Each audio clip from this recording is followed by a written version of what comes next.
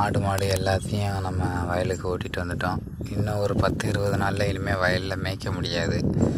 எல்லோரும் விதப்பு விட ஆரம்பிச்சிருவாங்க. நம்ம இப்போ இன்றைக்கி பிபிஆர் தடுப்பூசி போட்டிருக்கிறோம். இது நம்ம என்ன பர்பஸுக்கு போடுறது அப்படின்னா, ஆடுகளுக்கு கருங்கழிச்சல்ன்ற நோய் வராமல் இருக்கிறதுக்காக போடுறது.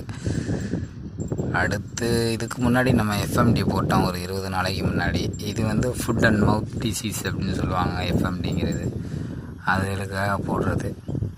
அது போட்டு 20 நாள் கழித்து நம்ம இப்போ பிபிஆர் போட்டிருக்கோம். ஆல்ரெடி நம்ம அதில் ஒவ்வொரு ஆட்டுகளுக்கு பிபிஆர் அட்டாக் ஆகிடுச்சு.